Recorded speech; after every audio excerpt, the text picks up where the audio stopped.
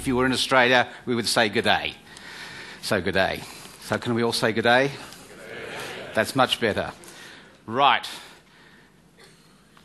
Healthcare and healthcare IT are things that today are far more important than ever before. We've seen around the world unprecedented debate following the global financial crisis concerning healthcare.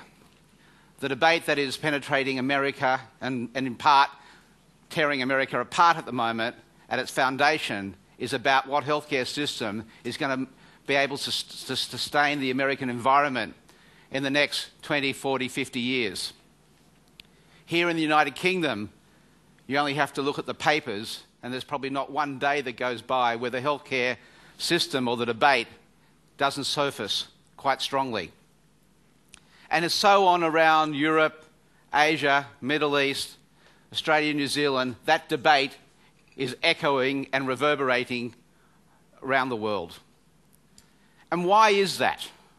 It's because, firstly, we are facing enormous challenges in relation to healthcare. We've got growing population.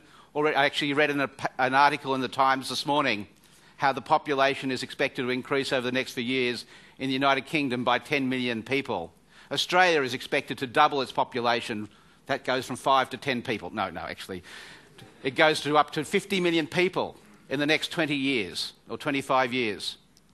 Not only do these challenges and place enormous burdens on our social infrastructure and particularly healthcare, but it actually exacerbates the problems that are already prevalent in our healthcare system today.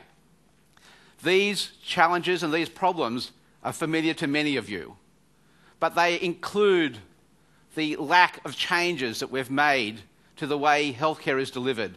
I actually had an interesting conversation with the Dean of the Medical Faculty of the University of New South Wales, one of our leading healthcare teaching institutions in Australia. And he said that he today could go to one of the leading teaching hospitals in Sydney, and he hasn't practiced medicine for 30 years, and he could walk in there and he could practice medicine today as though he did 30 years ago without much change, which is quite astounding, really, when you think about it. Quite dramatic, because genomics has changed, the development of the pharma industry has changed, the innovations in terms of the technology that doctors use has enormously changed, but the practice of medicine has not kept apace. It has not changed. And it was for these reasons that we felt that we needed to do something to start this debate in a far more aggressive and a far more dynamic way and to get ahead of the curve. And so we just started this discussion.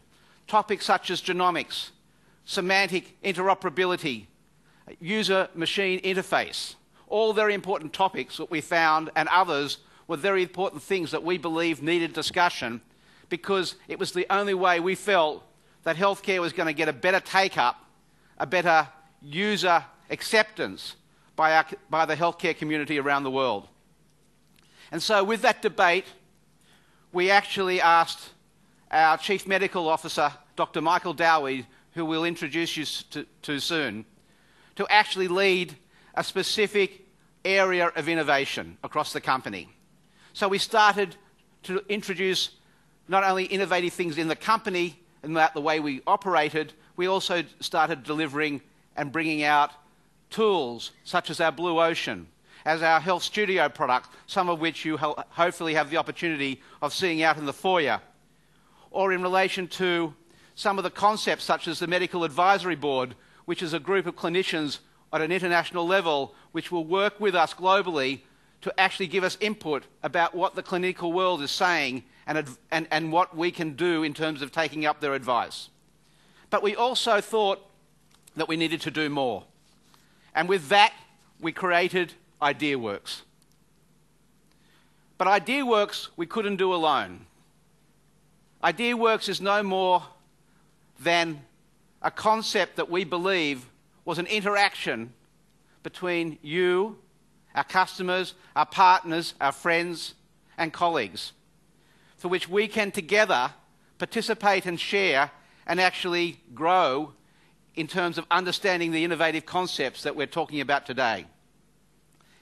It's a physical presentation, as you will see. Hopefully, many colours, themes, all of which are meant to provoke excitement and your interaction today. And to that, I think we have to say that the organisers and Susie and Michael have done a fantastic job. So you've got to give them, we should give them a big hand.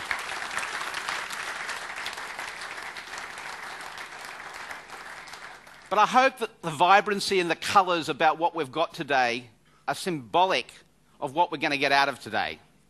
Because what we're trying to do is actually get you to help us lead that innovation, not only in the physical presence of today, but on the online world, for which today we're launching the ideaworksforhealthcare.com website, which will become a virtual world of innovation over many weeks, months and years ahead.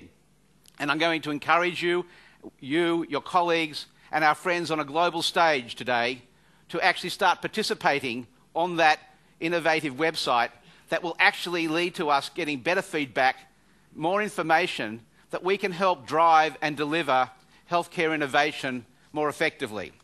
And that really is what today begins about, what today is about. It's the beginning of this journey. It's the beginning of us listening and becoming more focused around what we believe the healthcare community globally needs. And why we wanted to get you involved is to be far more interactive, for us to listen. Where possible, we'll take these on. But whether we do or don't take these on, it's really not so much relevant as the journey itself. Because it's that journey where innovation will hopefully come more mainstream into the way we and the way you work. I hope you find today exciting. I hope that you start participating and being very active and proactive in what you do with us.